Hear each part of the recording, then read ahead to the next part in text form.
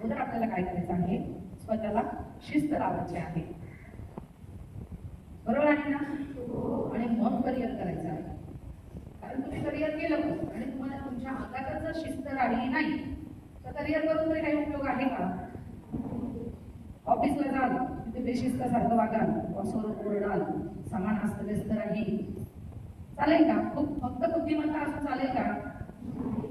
आपल्या वागण्यामध्ये बोलण्यामध्ये सुसूत्रता राहिली, त्याच्यानंतर सर्व गोष्टी ज्या आहेत त्या आपल्याला चांगल्या कशा करता येतील, चांगल्या कशा हाताळता येतील, ही जी सवय आहे ही तुम्हाला आतापासून लावावी लागेल. बरोबर आहे की नाही? ज्यावेळी तुम्ही तुमच्या प्रत्येक गोष्टीमध्ये प्रॅक्टिस करतात, सातत्य ठेवतात, त्यावेळी ती गोष्ट काय होते, परफेक्ट होते. काय होते? आपल्याला फक्त करायचं आहे का? तर नाही, आपल्याला काय करायचं आहे, परफेक्ट करायचं आहे. बरोबर आहे ना? करिअर निवडताना की आपण हे करू, आपण एमपीएससीची एक्झाम देऊ, आपण तलाठी होऊ, आपण ग्रामसेवक होऊ, जे वेगवेगळे जॉब आहेत, कोणी म्हणजे टीचर होईल, बरोबर आहे, कोणी कलेक्टर होईल, पण त्यामध्ये तुम्हाला सातत्य ठेवावं लागेल, त्या अभ्यासामध्ये सातत्य ठेवावं लागेल.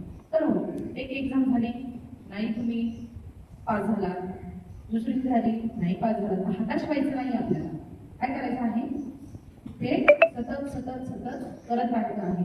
तर यश मिळेल की नाही? पहिलीच एक्झाम दिली आणि लगेच यश मिळेल असं होईल का? त्यात नाराज काय व्हायची गरज नाहीये. पहिल्याच वेळी आपल्याला यश मिळेल असं नाही. आपण देत असताना, करत असताना थोड्याफार चूक आपल्याकडनं होणारच आहे. पहिल्या वेळी आपल्याला आपण चूक लक्षात आली, दुसऱ्या वेळी चूक आपण सुधारतो.